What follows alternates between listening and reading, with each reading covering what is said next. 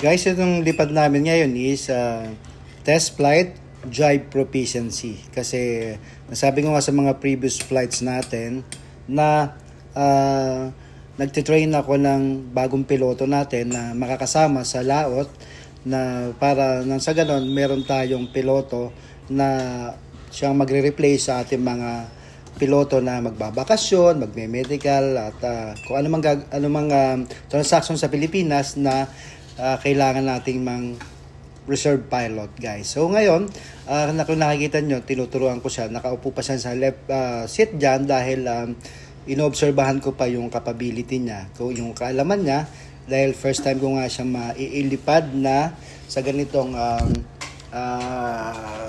klase ng liparan. So, jive na po ito ng test flight at ng proficiency flight para ma-assess natin yung mga pilot applicant natin na kinukuha natin na dinadala sa laot, guys. So, dito pa lang sa Pilipinas, sinasala na natin yan, tinitingnan natin kung ano ang capability ng mga piloto natin kinukuha. So far maganda naman at nakikita ko naman yung potentials niya na pwede siya sa barko. Kaya naman nagdadagdag na ako ng konting kaalaman, inputs para nang sa ganon ay hindi na tayo mahirapan pagdating sa laot.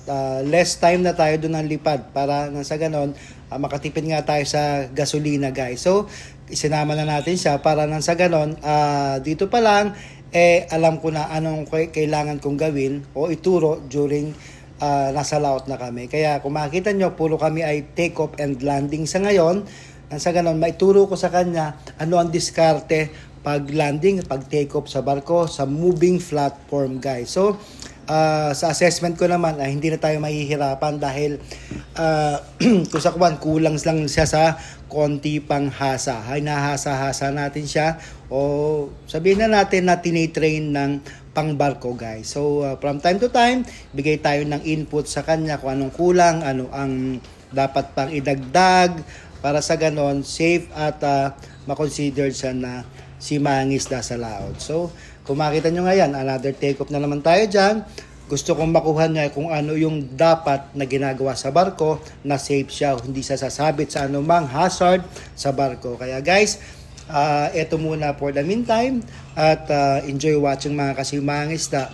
Makita nyo dyan, puro mga kakahuyan at mga damuhan lamang dahil dito tinitrain yung ibang mga pilots, guys. So dito lang din kami punta sa area na to. Hindi tayo pwede basta lumipad sa mga populated area. Iniiwasan natin yan, guys. Kaya short pattern lang muna. Si Mangis